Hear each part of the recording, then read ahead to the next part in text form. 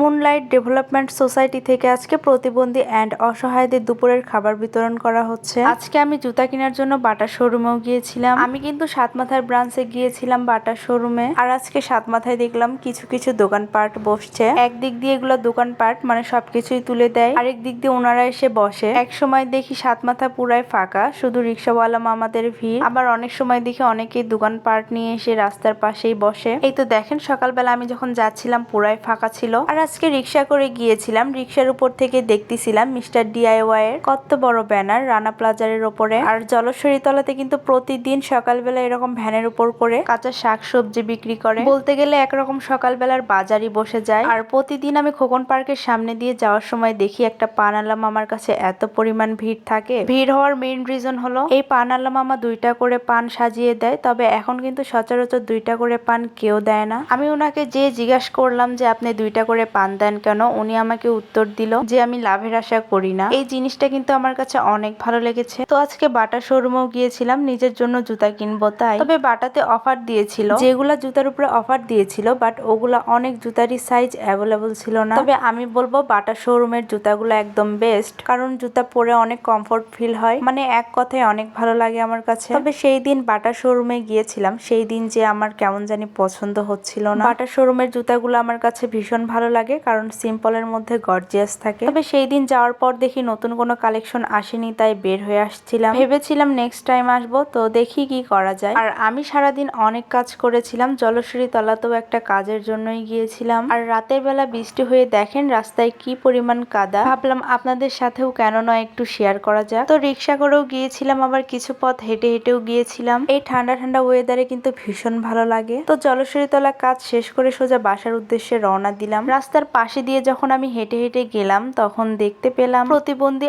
And অসহায়দের খাবার বিতরণ করা হচ্ছে খোকন পার্কের একটু সামনে। এখানে কিন্তু তাদের সিরিয়ালে দাঁড়াইতে বলছিল, এক এক করে সবাইকে খাবার দিচ্ছে। আর এই খাবারটা দেওয়া হচ্ছিল মুনলাইট ডেভেলপমেন্ট সোসাইটি থেকে, যারা প্রতিবন্ধী আছে, অসহায়, রাস্তার পাশে থাকে, মেইনলি তাদের জন্য কিন্তু খাবারটা দেওয়া হচ্ছে। সিরিয়াল বাই সিরিয়ালি খাবার দিচ্ছিল ওখানে। এরকম করে সিরিয়াল ভাবে না দাঁড়ালে হয়তো বা এরকম হয়তো একজন অনেক বেশি খাবার পেত, আরেকজন পেতই না। তো আমি কিন্তু হঠাৎ করে রাস্তা দিয়ে যাওয়ার সময় দেখলাম, ভাবলাম তোমাদের সাথেও কেন নয় একটু শেয়ার করি। দেখি কিন্তু আমার অনেক ভালো লেগেছে এরকম কোন সংস্থা থেকে গরিব, অসহায় অথবা প্রতিবন্ধীদের পাশে দাঁড়ানো। কিছুক্ষণ থাকার পর আমি চলে গিয়েছিলাম, বেশি দেরি আর না করে। তো সাতমাথায় আসার পর দেখি এখানে অনেক দোকানপাট বসছে। একদিক দিয়ে প্রশাসন এগুলো দোকানপাট তুলে দেয়, আরেক দিক দিয়ে বসে। সিটি ঘোষণা হওয়ার পর কিন্তু এগুলো এখন বসতেই দেয় না। সকালবেলায় যখন এই দিক দিয়ে গেলাম তখন কিন্তু পুরাই ফাঁকা ছিল, আর এখন দেখি যাওয়ার সময় 2-4টা দোকান বসছে। যাই হোক, আজকের ভিডিও ছিল এই পর্যন্তই। ভালো থাকবা সবাই, আল্লাহ হাফেজ সবাইকে, আসসালামু আলাইকুম।